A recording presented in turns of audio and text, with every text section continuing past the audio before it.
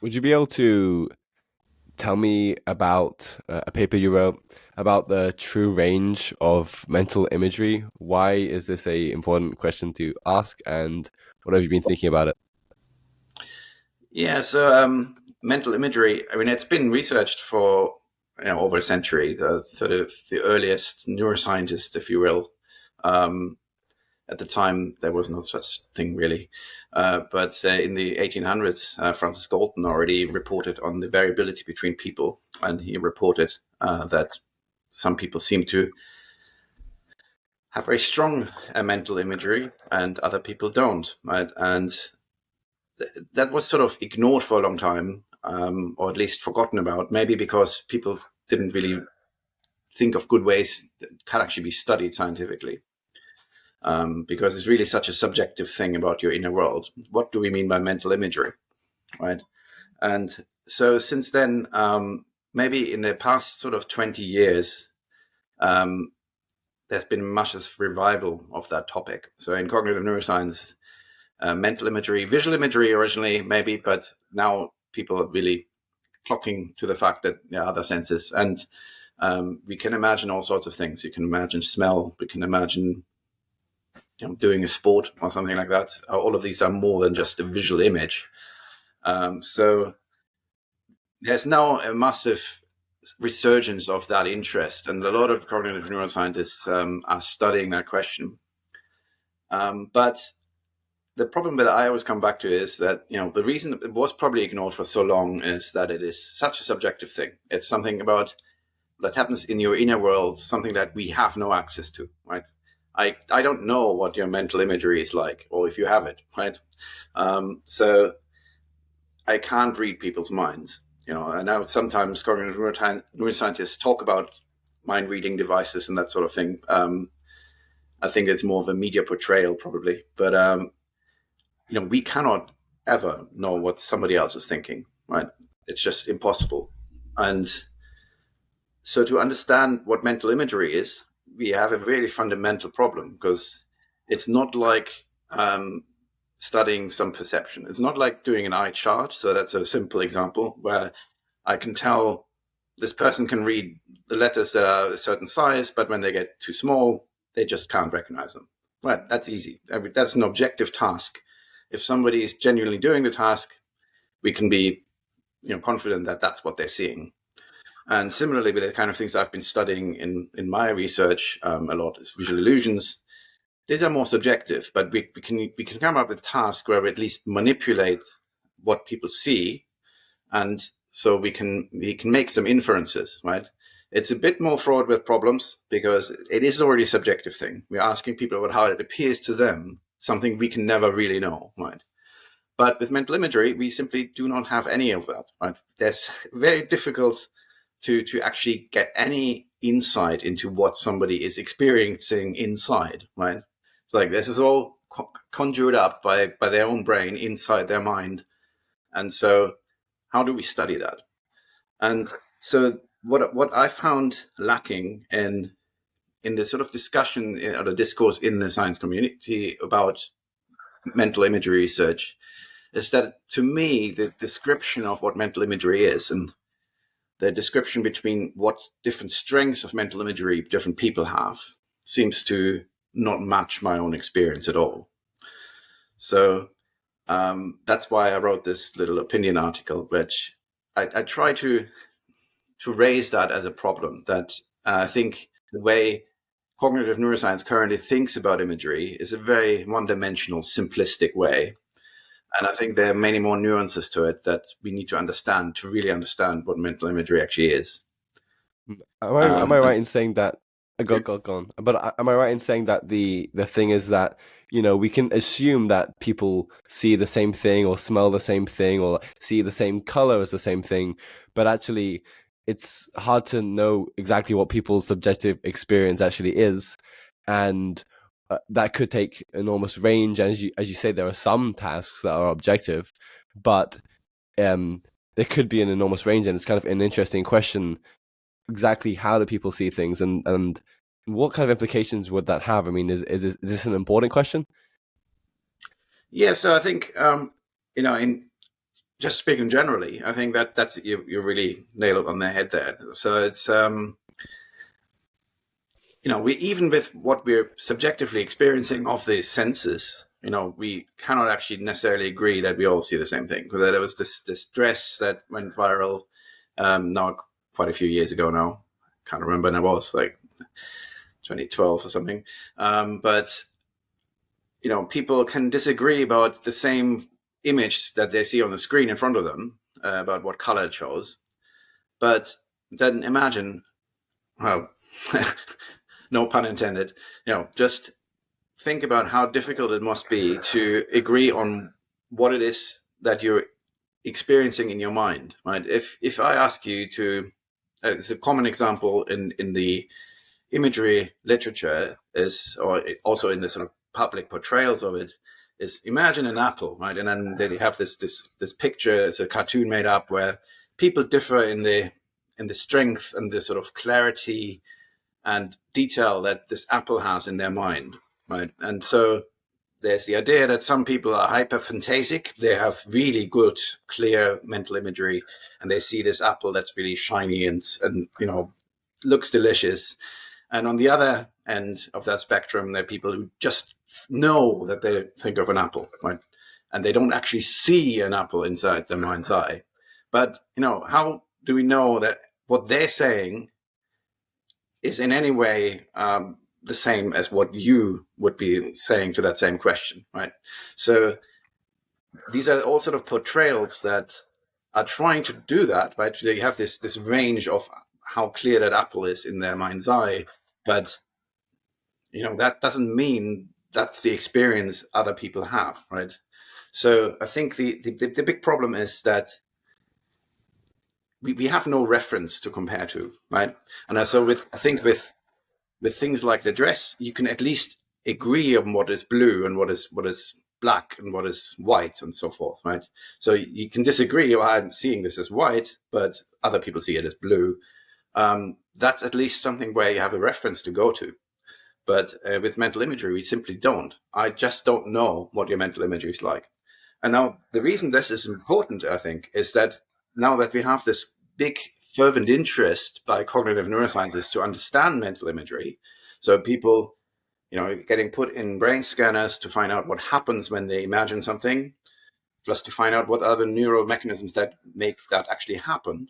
And then there's also sort of more applied issues like that mental imagery strength might relate to certain psychiatric conditions, or what a person who's aphantasic who reports not having mental imagery, that there might be differences in how they navigate the world, how they do things, right? How they behaviorally interact with the world.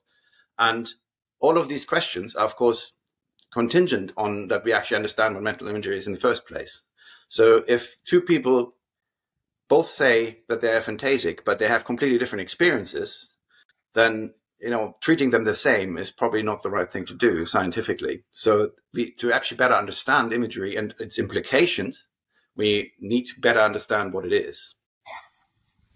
You mentioned that you had a personal interest in researching this question because of a discrepancy in how you see things or how you visualize things and how other people. So how do you visualize or not imagery in your mind, and what are the kind of range of ways people might see imagery?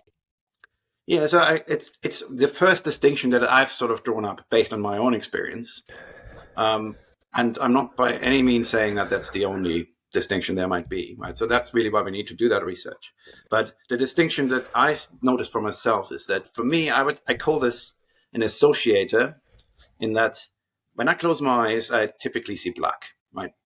It's not just black. There's some flickering lights and whatever, but I don't see pictures in front of my eyes. So to sort of a naive interpretation, you would say that's aphantasic, but I never thought of myself as not having mental imagery. And I dream in pictures and smells and sounds and whatnot. And when I read a good book, I immediately, I cannot actually stop it. I involuntarily picture the scene inside my mind, right? I have very clear ideas about how characters would look and what the scenery would look like.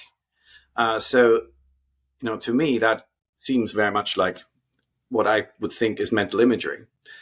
And for a long time, I thought that's what everybody thinks.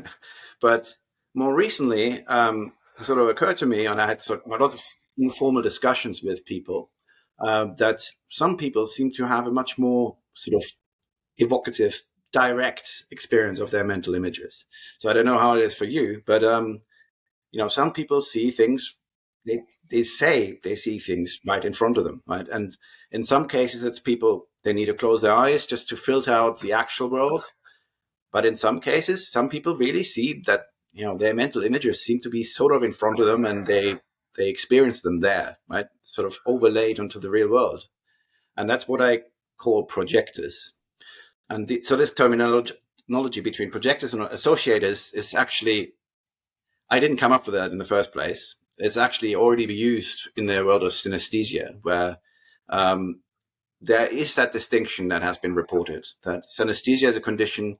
It comes in many forms, but the most well-known is when you have graphene synesthesia, where you might experience shapes and such as letters to be associated with a particular color. And so you might see an A as red and a B as blue, and that sort of thing.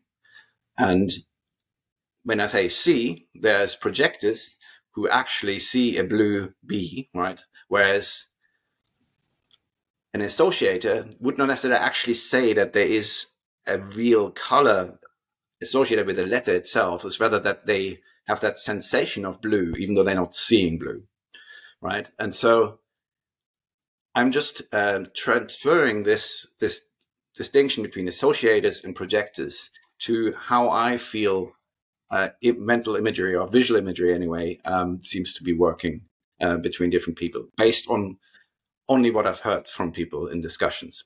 So as I should be very clear that this article I wrote it's an opinion piece, right? It was meant for a special anniversary issue for that journal. And so the idea is to come up with new ideas and sort of provoke thought.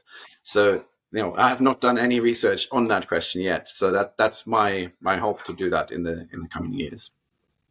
It's interesting that you mentioned that even for yourself, the range of experience you have differs. For example, you dream in, vivid imagery, but then if someone's asking you to recall something, well, maybe not. But then in a book, it comes involuntarily. Like I'm probably more like you in that than a visualizer. In that, yeah, I would say I probably can't really actively see something, even if I close my eyes. But it's I guess the thing that I would note is that it's strange that we have the capacity clearly to deeply visualize something, even if we're not able to access it. I also, it's weird because I find that, say you're reading a book, I mean, would I say that I start visualizing something? Sometimes it's kind of a vibe, but it kind of, in a way, it's a bit like synesthesia as well. Like sometimes it's like I kind of get a feel for something and it's a bit image-like. And so, what do you make of the fact that you still have almost the capacity in your mind to have quite complex imagery, but there seems to be a discrepancy in how people can sort of voluntarily bring that up? Yeah. So, I mean, I wouldn't say it's... So a lot of my imagery is voluntary, right? I can certainly voluntarily picture something in my mind. It's just the distinction for me is that picturing something in my mind is not in front of my eyes, right? It's in my mind. It's very much separate. So it's there, and there's color, there's texture, there's all the things that a visual image should have, but it's not something I see.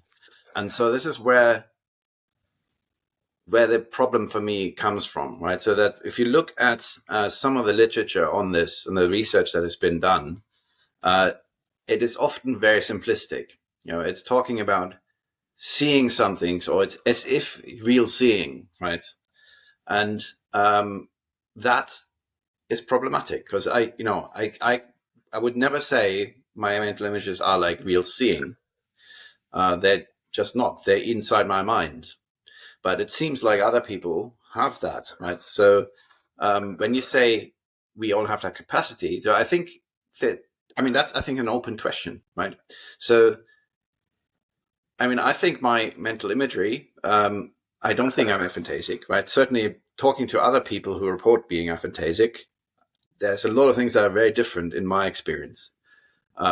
So the most obvious one is that a lot of aphantasics are taught to discuss, or they describe what a mental image is. They ask them, you picture the apple. They would say there's a semantic list of facts, right? There's like, yeah, it's red, and it's round, and it looks like an apple. But that it's not actually a visualization of it. And to me, that's quite strange, because to me, it's quite obvious that's the only thing I can do, right? I mean, all of these other things would follow from having a mental image. So I think that's a very different mode of experiencing things. And so to me, that implies that we don't all have the same capacity, right? So I think but of course that is an open question, right? And there are researchers who are of the opinion that an aphantasic actually does experience it, or everything is the same, they just don't experience it, right? That all the circuits and the processing is there. It's just the way we consciously aware of it is different. But I think the sort of range of how people describe this experience suggests to me that that's not true, right? I think that there really are genuine differences between people, and that's why I want to understand this better, because we actually, the thing is that these are all healthy, normal people, right? Like there may be extremes, there may be associations with extremes along that spectrum, but on the whole, these are people that are functioning completely normally, living normal lives, and it's just that how they live their lives probably differs a little because of that difference. So to better understand how the brain works, we need to understand that. That's really helpful. Is there any research on the difference between aphantasics, people that can't see mental imagery, versus people who see it very, very vividly, and different, like, say, personality types or different cognitive styles? Are there any patterns to that? So, I mean, there is a little bit of research going in that direction, but I think the conclusions aren't very clear yet. I would say cautiously, but more importantly, that's really one of the driving factors behind my current idea, right? Is that if we can't really know where people fall, like what that spectrum is, right? Is it actually a one-dimensional spectrum or not? And my thought process is that it's not, right? It is at least two dimensions. Like if you had this, the vividness on the one spectrum, and the other dimension would be whether it's more association or more projection.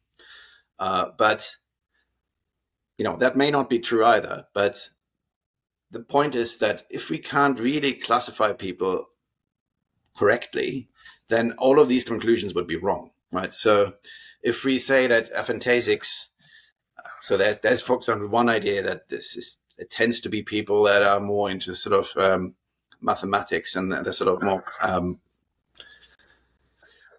possibly the sort of hard sciences, less in the social or the arts, and that on the other hand, hyperphantasics, people are very vivid and detailed, clear imagery, that they would tend towards the arts and visual arts, and for example. But then we also know that actually doesn't hold at all. There are phantasic artists, and they say, well, the reason I'm an artist really is like I want to put these things down on the canvas so that I can have them there, right? Like I can't picture it in my mind, so I put it on the canvas. So that, I think the diversity of the human experience is really something that we're not capturing when we're talking about this very simple spectrum. That I should add to that aphantasia, or the imagery spectrum, currently the way we measure it through this questionnaire, which is basically 20 times the same question. And so if you're asking people, imagine something, and if you do it 20 times in different sort of slight different manipulations, if you can't do it, if your thought is you can't visualize in that way, of course you're going to answer the same way every time, right? and then you're scoring really low on that.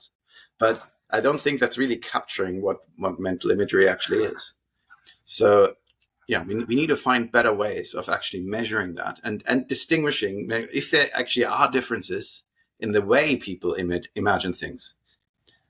So before we can do that, we can't really answer this question you asked, right? Whether there are differences in terms of what people, how their cognitive styles and how they behave, what they do. I've this might be a silly and strange sort of follow up, but I've been thinking about the kind of perhaps philosophical question just in my life recently of do we see exactly the same color? Just thinking about how, in a way, color's not really out there. It's a way our mind is sort of painting the world to help us distinguish things.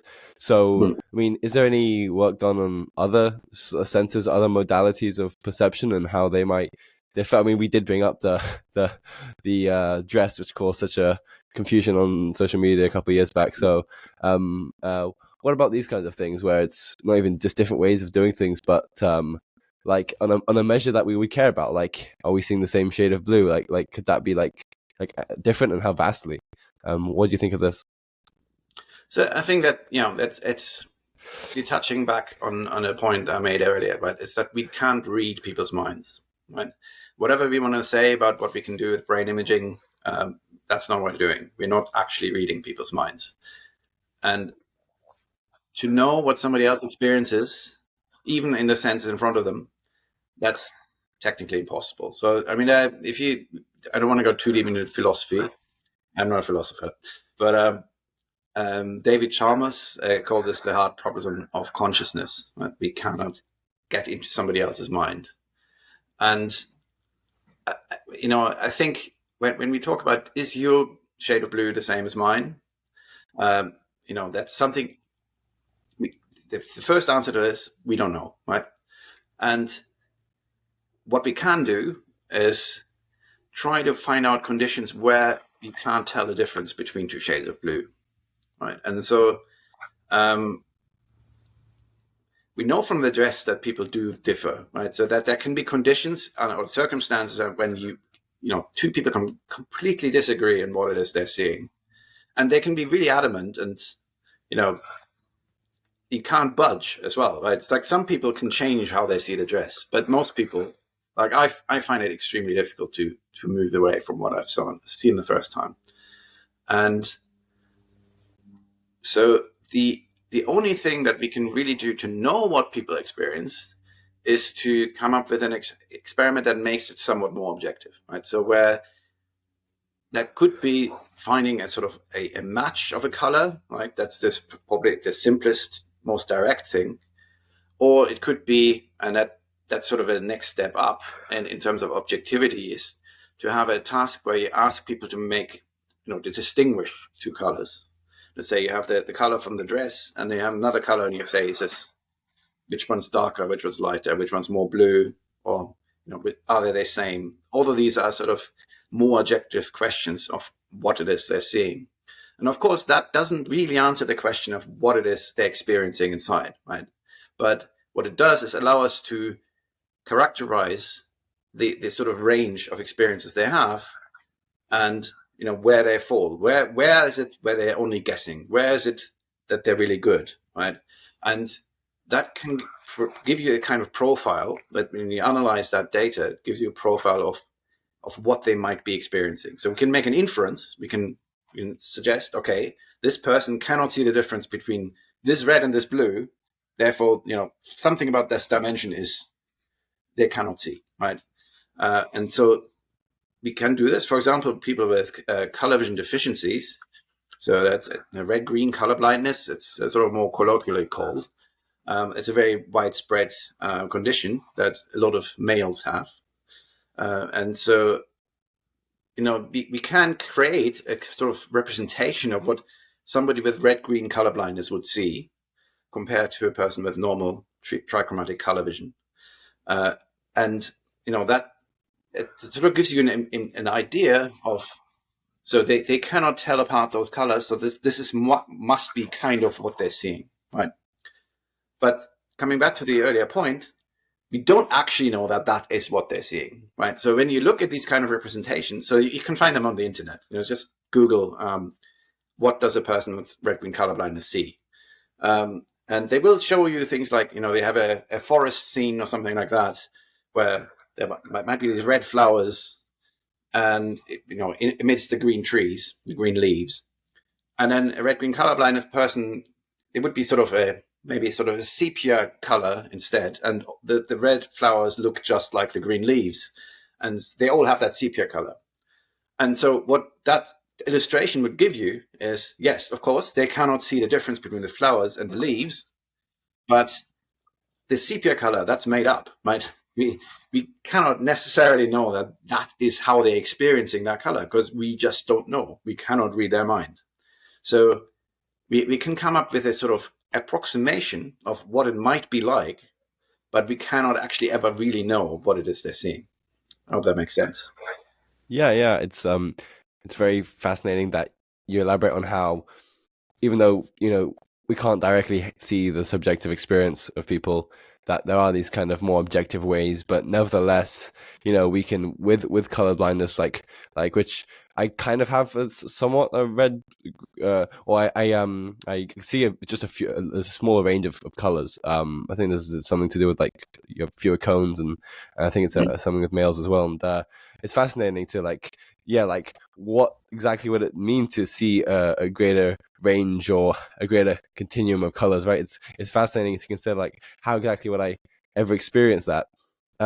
I wonder what you say that we can never see people's subjective experience. I mean, I think about things like Neuralink that Elon Musk and Tesla are doing. I mean, would you think it's ever would be possible to like try and get access to like is it to see the neural mechanisms and see representations, like because like, or is it just do you think it would ever be possible, like, or is our understanding of we just don't know enough about the brain to be able to do that? I think the potential is definitely there, and I've been dismissing some of my field's claims. As I said, it's mostly a sort of public image about mind reading before, but I think we can draw some distinctions there. So I think it is definitely possible to read out things that happen in the brain and make inferences about what how that relates to what the person experiences. And of course, these studies have been done. So since the early 2000s, there've been an explosion of these kind of machine learning studies where you use a relatively sophisticated algorithm to read out brain activity patterns and use that to sort of predict what it is people experience. And that the fact that does work, it does mean that there must be something that's readable here, right? So Yeah. So if we think about it like the Matrix or something like that, no, that's quite an old movie now, actually. But although there was a new one recently, but this idea that you can sort of create a virtual reality, by simulating it directly in the brain, the sensation that people have. Of course, our technology is nowhere near that, and whatever Elon Musk is doing in Neuralink, that I think the advance of Neuralink is that it's well engineered. I mean, I have no direct experience with it at all. I haven't used it, but from what I know about it, it is a very, very well engineered version of something that's been around for a long time. Right? It's essentially an electron array that allows you to record brain activity from cells from the brain relatively directly.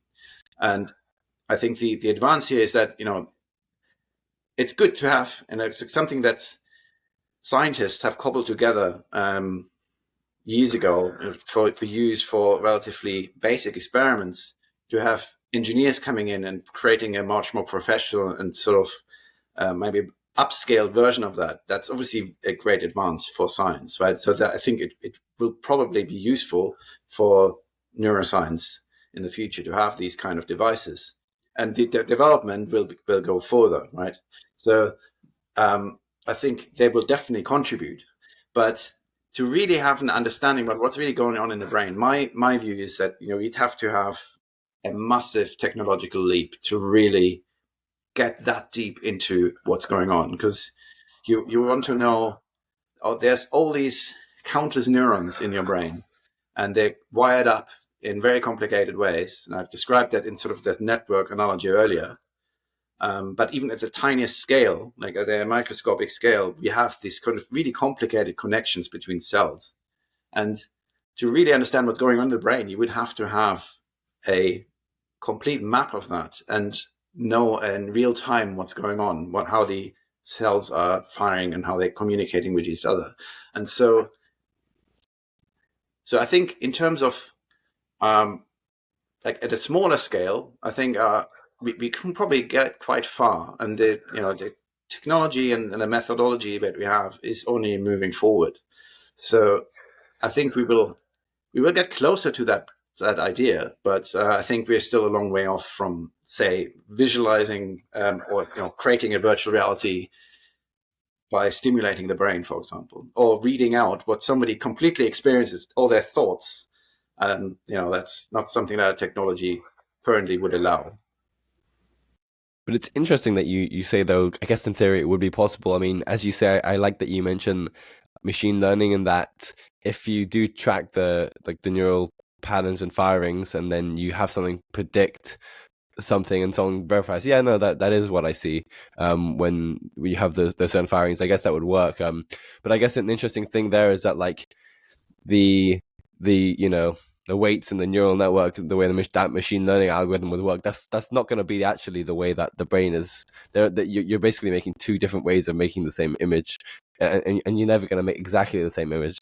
So, so I guess you would never exactly find out how the neurons are making what they're doing, making what they make in that scenario. It's interesting because I talked to a biologist who is, well, originally a computer scientist, and he's really trying to look at how we can look at biology and try and make machine learning and neural networks more like biology by, for example, having spiking neural networks, and think actually we have these simplistic weights and things in our machine learning, and that works.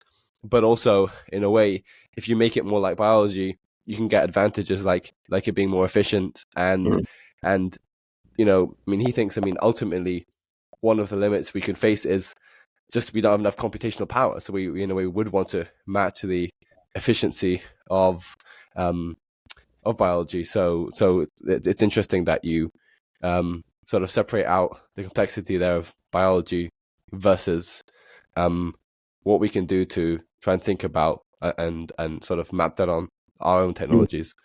I think that the two things. So I think with these advances in AI that we're seeing right now, right? I mean, I think this is really impressive. What in some ways it is impressive because these are actually still kind of simple, right? These networks, even these really big models like ChatGPT and whatever they can do nowadays, in the end, they are still quite basic compared to what our brain is doing, right? So they seem really impressive in the way they can answer questions and come up with creative things, but it's still nowhere near the complexity and the sort of creativity of what a human mind does, right?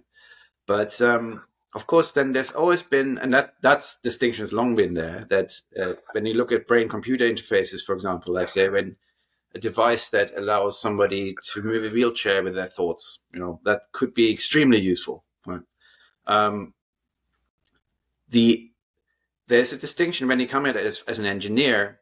Your main purpose is to make this device work. It doesn't matter how it works, right?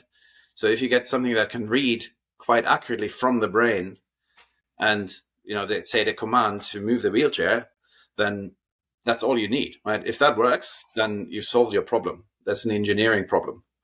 But if you want to understand what the brain does, what is the thought that you're using to move the wheelchair, it's a completely different question.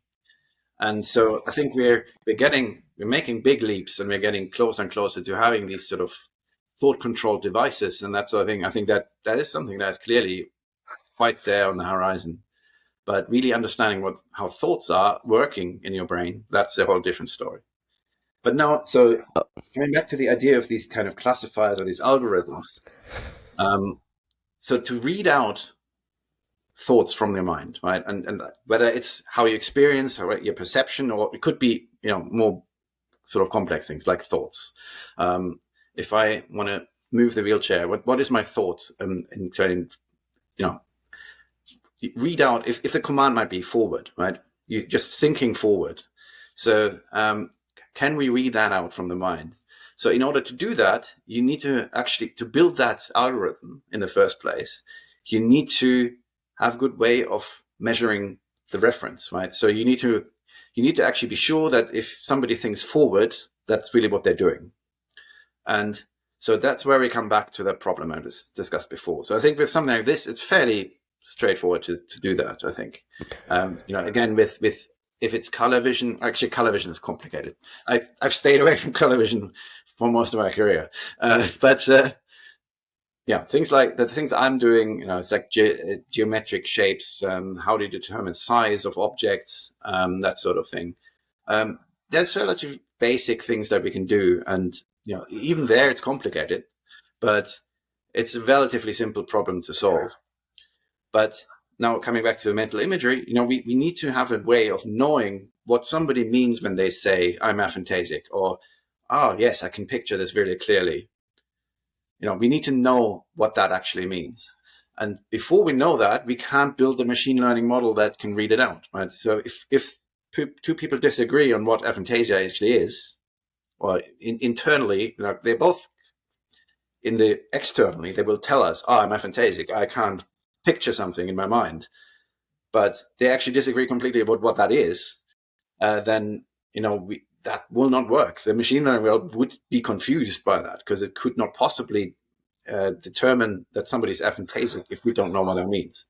So that's why I think this is a very important question. And it's not just about imagery. I think imagery is a particular tough nut to crack here, but here, if it's about anything, but perception of color, of shapes, the thoughts, what's your inner voice saying? Again, important point. Some people don't have that, right?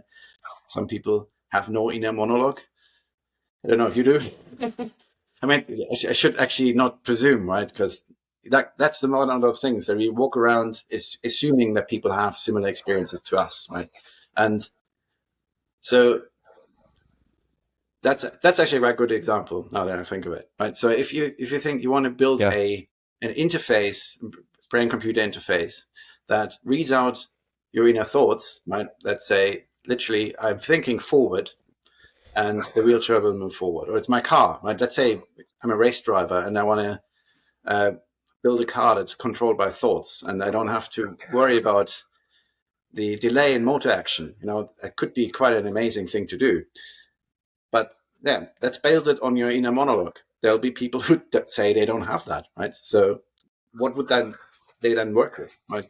We cannot build an algorithm that reads out something that not everybody has. So, but then we don't know what the inner monologue actually is. It's just like mental imagery. In fact, you might argue that it is a kind of mental imagery. But so I think this is really the important issue, that to understand our subjective thoughts and the cognition, the subjective side of cognition, we need to really have better ways of understanding what it is in the first place before we can really dig into the neural processes underneath.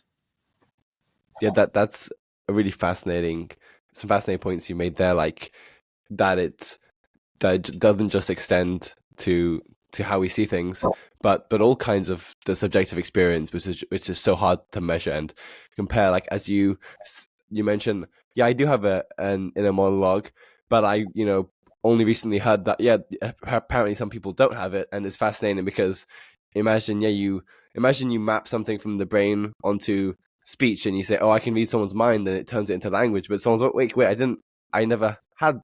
You could imagine that they didn't actually think in words in their mind, but are you then translating it? And maybe that would be possible. So that's fascinating. Like I mean, one since we're on the topic of different senses, I I've heard that like smell is like it works like quite strangely in that like very small precise like molecules well it's we actually don't know a lot about how smell works in some ways. You're nodding. So yeah, it's Yeah. kind of weird, but yeah, like I don't know if, well, you're a vision scientist, but would you also like want to speak about that, or the other senses, like what other, like, because with smell it's weird, like um for example, we have smells for like chemicals that didn't ever evolve to have smelt. So like, why is it there? But it's like a precise, seeming like molecule, say, seems to trigger that. And yeah, with that, we also don't know, I guess, how that compares across people. Yeah, so I should preface that I don't know very much about smell, but as I said, I think it's not well understood. There's not that much research on it, and in large part because it is quite difficult. Studying vision is easy because we have like a third of the brain easily. We know has something to do with visual processing, whereas the part, I mean, that's, there's probably a large part of the brain that involves smell as well, but sort of the primary sensory bits of the brain that process smell are relatively small compared to vision. And then, delivering the stimuli. So I've done a little bit of auditory research. I have former students of mine who work on touch, the sensation of touch. And all of this is relatively simple compared to smell, I think, because smell, delivering these molecules is a relatively slow process. They travel through the air. There's all sort of issues with this. And then, to do this inside an MRI scanner, for example, it's a whole different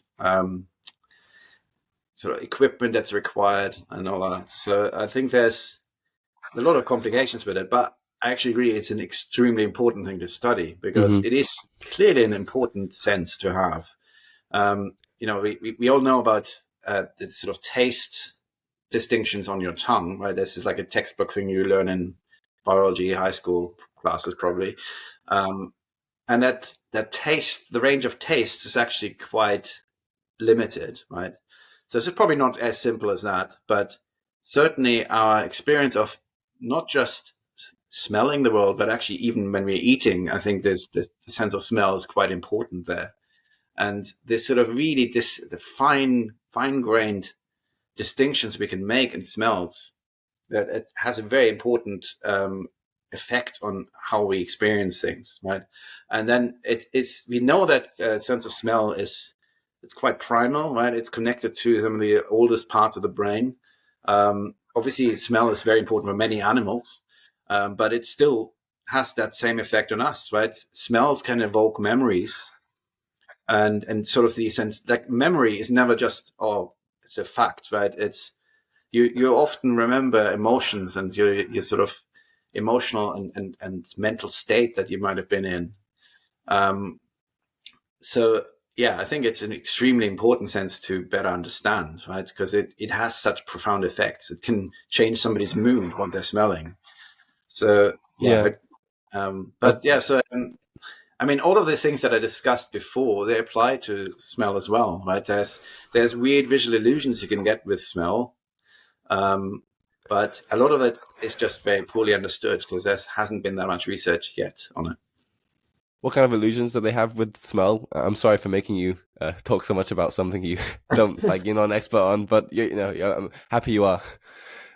Well, I think so. The one that struck me the most, there was a study. It's now quite a few years ago, which I actually can't remember the term they used now, but I think it is binasal, but I can't be sure. Binasal rivalry.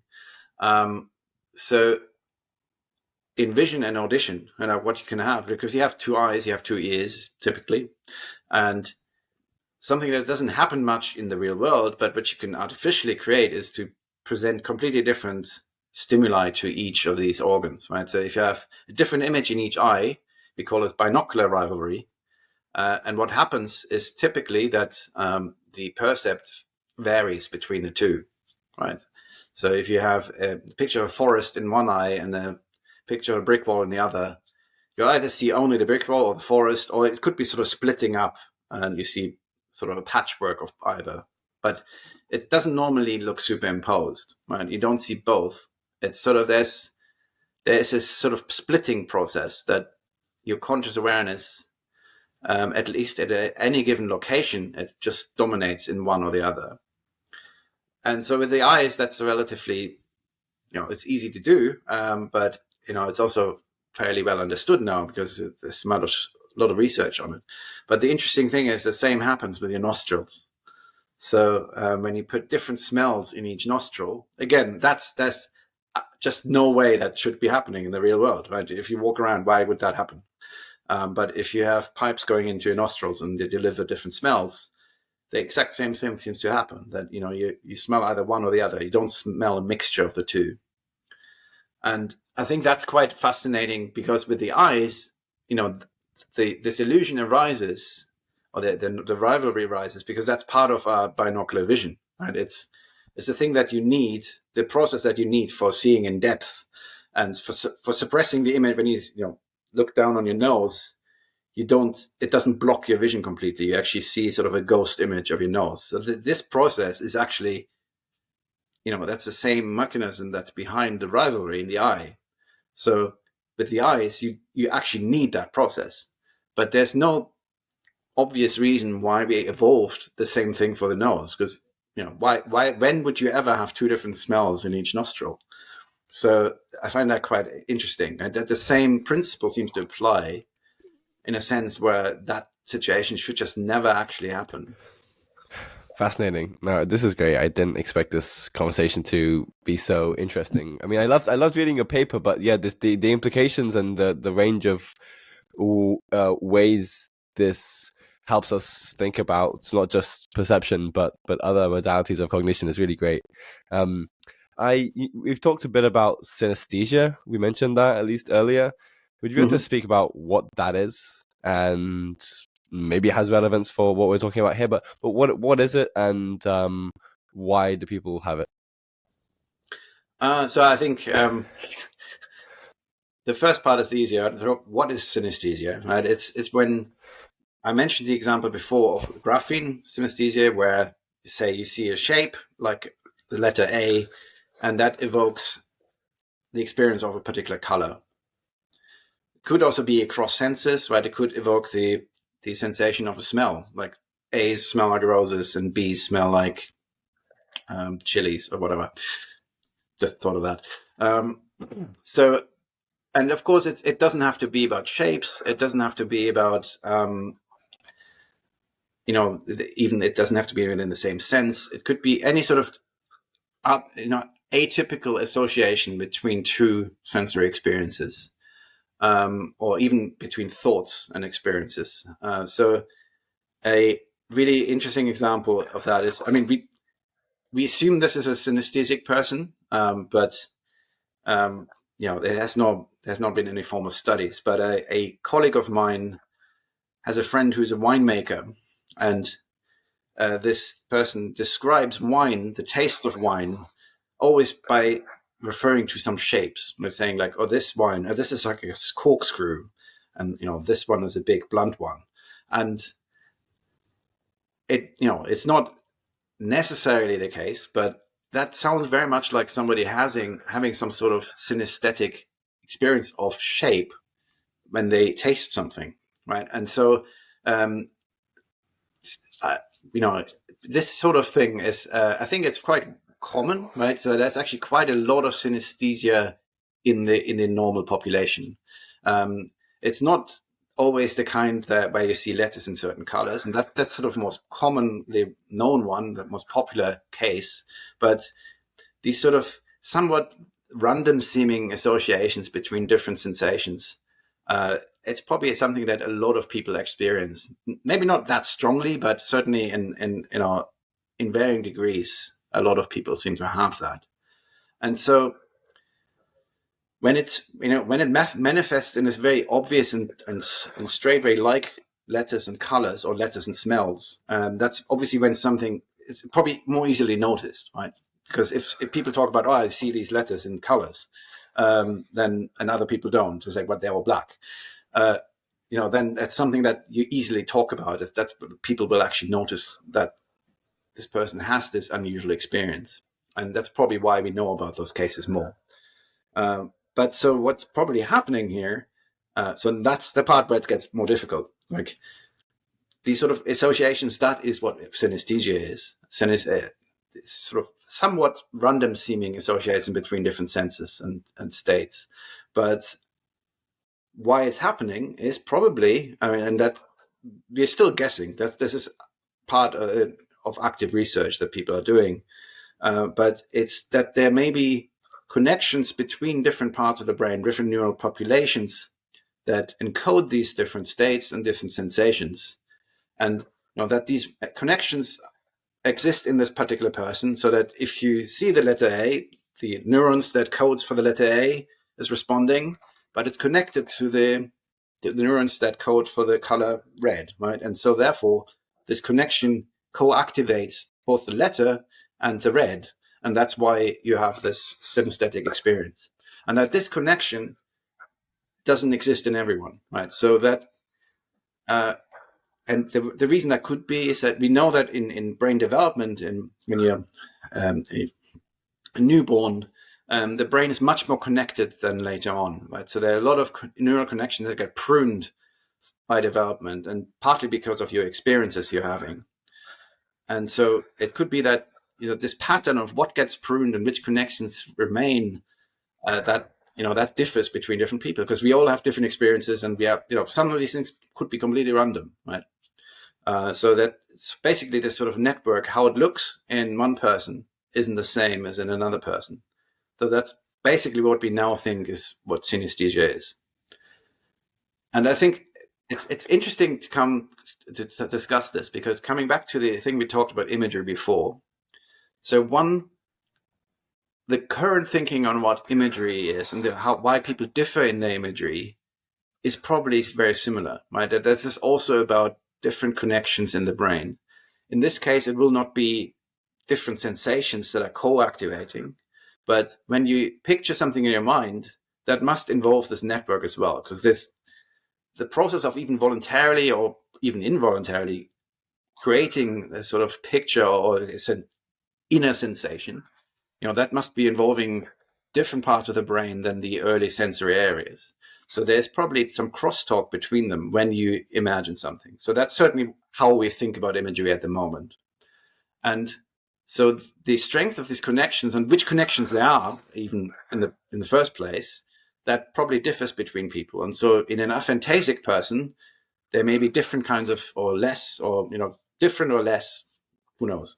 But certainly this network looks different than in a person who's hyperphantasic, that they have a different sort of connectivity. And so in a sense, this sort of range of imagery we have and the range of synesthesia that people might have, they're actually possibly caused by a very similar underlying process. It's just that how it manifests is very different, because it's about different connections between different things, right? But that in the end, the brain is a very complicated network, and basically that complex network, how that looks in a particular person, that must be partly what determines who this person is, right? How they're thinking, and who the person behind. Yeah. Well, it's fascinating. One, that you bring up the link between the previous discussions on what kind of mental imagery we have, and as well how with synesthesia, it's a kind of a spectrum. So in a way, it's against hypothesis, but if it's to do with like the different degree to which different brain areas are connected up with each other, like for example, you probably know of the Buber Kiki sort of thing, where I'll put it up, but it's something in cognitive science where people have these names, Buber and Kiki, and they associate the Kiki with the spiky object and the Buber with a more round one, and it's like why, but also in a weird way it makes intuitive sense, at least to me. Like, yeah, I guess you can see why, but it's also illogical. and there's no rational reason you can give for the association. And so that kind of makes me think that synesthesia has some kind of role in cognition that maybe it's also maybe it's like a silly byproduct. I don't know, but yeah, it seems actually that it is something that we do. It's not necessarily just like a kind of rare thing. Yeah, I think that's exactly right. So the way I would think about this is that obviously our brains are networks, right? We are making connections all the time, and that's a very good example. The fact that you associate these sort of sharp angles with a sort of sharp clicking noise in the vocalization, that somehow gets built into your network, right? That's probably where that comes from. We have these associations. You wouldn't call this synesthesia because it's something that everybody has, right? So the reason things get called synesthesia is because they seem to be unusual. That's atypical that somebody would see letters in certain colors, and or that they associate a wine with a corkscrew. It's just something that doesn't come up. But I think it is just that we are all unique, right? And so this has always been a driving force in my life, but also in my research, that I want to understand what makes people unique and what it is that makes you, right? And I think we all have probably different associations and connections. We wouldn't call them synesthesia because they are that we don't notice this because we rarely discuss those particular experiences with others, and they're not as obvious as seeing a letter in a color, right? But we probably all have this sort of unique picture of associations we're making. It is just that in people that are obviously synesthetic, that they, it just is much more clear that it's quite obvious when people talk about colored letters. But yeah, I think that the underlying process is certainly not abnormal in the sense, right? It's just how their brains are wired up, presumably, right? So that you certainly wouldn't call it a disorder or a condition because it's not something out of the ordinary as such. It's just it manifests in a sort of extraordinary way in this particular person. That's what I probably would think about. Yeah, awesome. Keep going.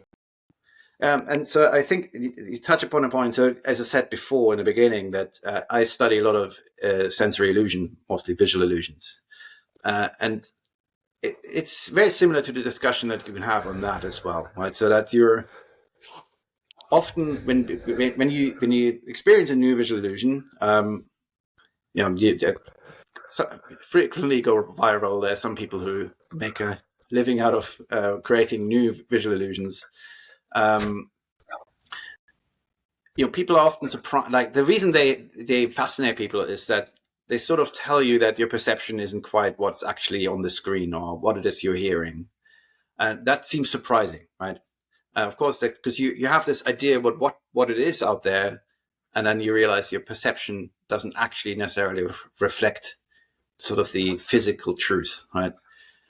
But it's often then talked about like that's some sort of error, right? That your brain makes a mistake. And some illusions can probably be classified as such, right? So the fact that in a peripheral vision, everything is jumbled up. We have very coarse, blurry vision. We're not aware of this, but there's various things you can do to actually make people realize that they can't see well in their periphery. And that is sort of a mistake. There's just a limit in the system where our brain just doesn't have the resolution in the periphery. So we can call that's maybe a mistake, right? It's just our brain is limited in that sense. But most visual illusions really reflect our perceptual processing. And so it actually seems wrong to discuss that in terms of an error, even though it's an error compared to the physical stimulus or the image that you're showing people. You're seeing it as something else. But it's not an error in the sense that it's actually doing exactly what it's supposed to be doing, right? These visual illusions reveal the perceptual processing that our brain is doing. And what do you mean by doing what it's supposed to be doing? Like why is it like kind of correct even though it doesn't get the real world accurately? So to use an example that in my field, and so as I said, I study perception of size quite a lot. So a common illusion that's used there is when you put two images that are the same. Say that there's a very popular one that made the rounds a few years ago of cars on a road, right? And so you copy and paste the exact same image of a car at the front and at the end of a road. When you look at it in a perspective, like a receding perspective, of course, the exact same image will look much, much bigger when it's put in the back of that, far side of that road. And, it's a very startling, like the best versions of this are extremely startling. They're very massive difference in the perceived size that you think that object has. But of course, what this is reflecting is the fact that in the real world, if you're looking at a road like this, a car that would be like that looks like this, would be huge, right? So your brain is actually doing exactly what it should. It's interpreting that image as a three-dimensional scene, and that it's seeing that the objects that it assumes are far away, it interprets them as very large. So it must be doing this. It would actually be bad if it didn't, right? So in the real world, when we navigate and interact with the real world, we want the brain to do exactly that thing. So that's the kind of example of why the visual illusions really reveal our processing. It's not the brain fooling you, because the brain isn't there to measure the pixels in a particular car. It's to tell you how huge that car is that is, careening down the road towards you, blocking out everything. So that's why I think we need to, the way it's often discussed, visual illusions are not mistakes. They're not bugs. They're actually features of the system. It's interesting, and I might have interrupted you, but I was going to ask you about visual illusions in your work and how it related to what we were talking about. So it's great you bringing it up. I mean, one thing I wanted to say, and it might have no relevance, but I'm an economist, and I really like behavioral economics. But often we think about people. Did they make a mistake? We often debate were they rational or irrational. We try and draw a line. Like, no, this decision, this was actually against their will. They shouldn't have done this. They made it. They had certain preferences and they actually violated them. But it's strange because it's like, they went against themselves, and in a weird way, there's a parallel here because they made a mistake. But but then they didn't, because their brain should have processed things like that. And I suppose I often think like, well, okay, someone made a mistake in this behavioral economics experiment where they had loss aversion, say. But then again, in terms of evolutionary theory, it probably actually made sense for them to have that loss aversion, say. And that's just giving me a new perspective on that, because it's very interesting that you say that about visual illusions. I suppose, yeah, that's great. And in terms of like range of mental imagery, how does that relate to thinking about visual illusions? Why would that be interesting? So that's sort of very much in its infancy, that question, but we are just beginning to look at that question, actually, how imagery and the strength on how people report their imagery, how that might relate to the experience of visual illusions. So a theory that, as I've described before, that the lack of imagery or a weak imagery could be related to the amount of connectivity in the brain. And that's particularly that sort of feedback connectivity from sort of higher up places in the brain towards the sensory areas. And so what that could have implications for some of these illusions, especially illusions where we also assume that they rely on these kind of connections. So the one of the cars on the road, that's a good example, because to interpret this picture of a road as a 3D scene, you need to have some sort of concept of what a 3D scene is, right? You need to recognize a road. And so that involves some higher processing that then presumably has some feedback effect on the sort of earlier perception. And so if this kind of connections are weaker in people who have weak imagery or are completely aphantasic, that might have implications for this kind of illusion. So that's certainly a question we're about to ask in some experiments. But for me, something you said just now about economics. So that's obviously not an area I have any expertise in. I will quite openly admit, but just in general, this sort of bigger cognition, right? The things that are going beyond very basic perception of how large a circle is, right?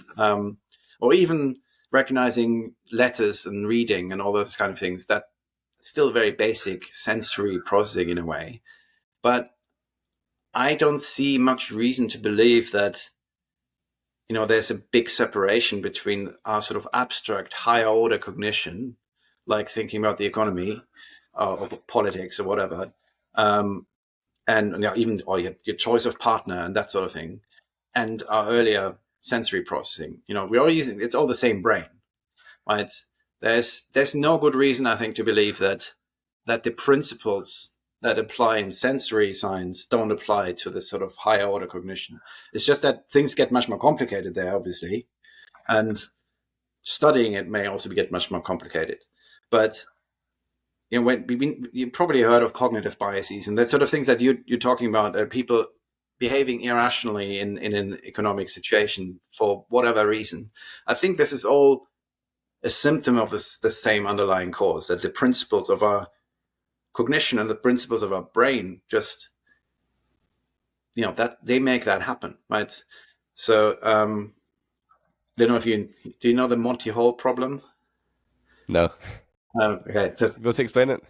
Yeah, it's probably will take too long to explain. But okay. It's just putting it more generally, our way of thinking about probability. People are actually surprisingly bad. Even people who are good mathematicians can be surprisingly bad at estimating the probability of things or what that means.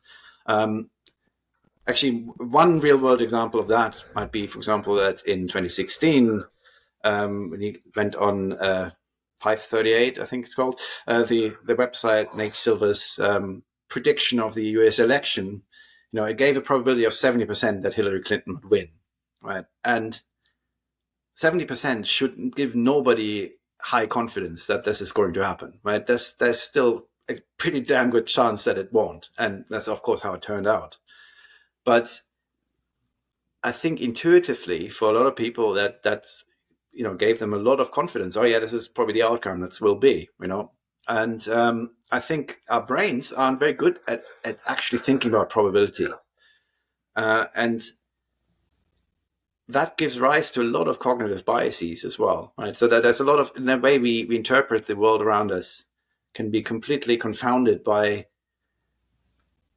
these sort of the process that are probably quite deeply built into our way of thinking, right? And so I think that this is all a symptom of this sort of underlying neural processing, right? That there are certain principles in the way the brain works, and in sensory science, it manifests in particular illusions and in particular ways of seeing things and recognizing things. But when you go to the higher level cognition, it manifests in somewhat different ways. But I think it's probably all a similar underlying process, actually. And so up to a point, there's probably no way to overcome that. I don't want to totally dismiss higher order thinking. Obviously we can think our way out of a lot of scenarios and a lot of things, but being aware of certain things can help us, right?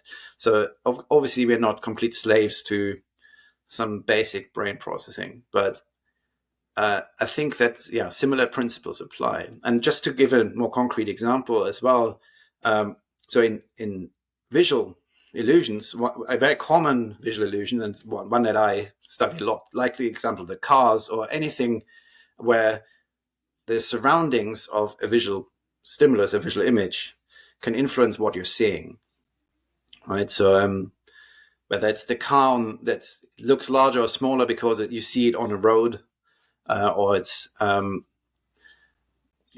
tilt of an object or the lightness of an object because it's surrounded by the dark or light things and that sort of thing. Of course, the same applies to much more complex thinking, right? So if the age of people, how you see them, a middle-aged person might look really young if they're surrounded by old people, and might look really old when they're surrounded by lots of children, right?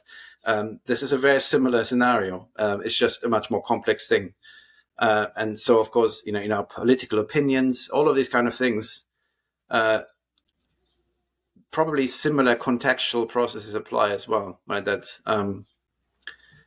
if you hear lots of conservative opinions and then there's this sort of middle ground centrist one that might seem really left-wing to you and vice versa, right? So I think these kind of processes apply across the board. It's just that you don't always recognize them so easily when it comes to higher order cognition, because of course it's much more complex. Yeah, it's very interesting that you would make a parallel between the lower level things going on, say in perception, these more simple things that go on before higher order processing, and then compare that to, say, problems like in behavioral economics. I mean, at first when you were saying it sounded kind of strange, but like it actually makes sense to me that there's probably a kind of in like biology, there's a term called exaptation, which is where one trait is sort of used for another thing. For example, like I think our tongue is supposed to taste things and detect poisons and whatnot, but then we use it for speech and to articulate very precise patterns of airflow, and that helps us use language. And in a way, I would imagine that our brain has only the mechanisms and the frameworks that it has. So for high order cognition to work, it must use the mechanisms that lower order things use. So it's very interesting to think about parallels between, say, biases in like a visual illusion versus in how we think in higher order processes. If you have anything to say there, go for it. But there's one final thing I wanted to ask you about. It's not that related, but you have a paper on does typing on a smartphone involve the same neural mechanisms as writing by hand? And so tell me about that. And I didn't read the paper, so I want to know the answer. Okay, so we should clarify this. That's a research proposal by somebody else. Okay. It's not. Oh, my bad. So it's not my paper, right? Oh, my bad. Do you know about this though? Do you know about this though? Anyway. Yeah. So I mean, I'm an editor. Or it's called recommender in this case, which at this platform where you review research proposals and then the people go off and do the research and then you review it again. And so, my role was to organize this, to organize the reviewers, the experts, to actually evaluate the research, and then make a decision and sort of advise the authors to do. We can scrap that question then. Since you haven't worked on it. That's all right. About it. I think it's an interesting study. The idea, but of course we don't know the results yet. But yeah. Okay. It's fascinating. The reason I guess I bring it up is that it's kind of the way we talked here about, we have only certain neural mechanisms, right? And so it's these open questions of what does technology and modern environments do, right? We even language and something like that is kind of a new almost technology that we're using, and then we kind of have no idea about what different ways like our brain is using than writing than typing.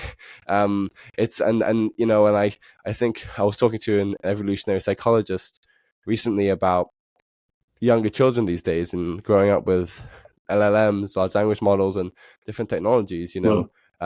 What kind of cognitive capacities might they be enacting and activating as they try new technologies? And so it's kind of a fascinating question that I think sort of relates to even what we've touched on today. Yeah, I think, I mean, this is quite a fascinating question, especially for the next decades, right, to look into. Because you mentioned that like, language is a new technology in a sense, but writing certainly is. Right? And what I find quite fascinating about writing, so this is not something I've done much research on myself, but there's part of the brain that we know has something to do with processing written language. Right? And it's called the visual word form area. And so I'm just thinking about it. Literally just yesterday, my student did a little pilot experiment where this shows up, and it's the only thing that shows up, and it's something that I have not much dealing with before. But I always mention it in my lectures when I teach students that this is a very strange area, because a lot of the sort of stuff that has been discovered in the visual brain, the areas that seem to have something to do with recognizing scenes. Others are for reading faces and recognizing and reading faces, and of course others have other functions. Right? There's something about color vision and so forth, but seeing motion. But all of these are fundamental things, right? Faces have been around as long as humans have been around, but writing hasn't, right? So the fact that there's a brain area that has something to do with recognizing the shapes of letters and putting them into words, that's quite a fascinating thing, because it's not something that can come up from evolution. Writing hasn't been around long enough to have evolved in that way, right? So what is presumably happening, well, that's one theory anyway, is of course that we had this area, the neurons there are specialized for some function, right? And it just happens to be that this function is precisely what we need for actually coming up with written language and recognizing written language. So, that seems to me the most plausible explanation, that we are using already existing neural technology, as you will, to actually do this task, right? And that what those neurons were for in the first place is not quite clear, right? But that's certainly what we're using them for now. And of course, that's writing is a new technology, but it's been around a few thousand years, right? It's now we're coming to smartphones and AIs that sort of respond in sort of very human-like ways. How do we adapt to that, right?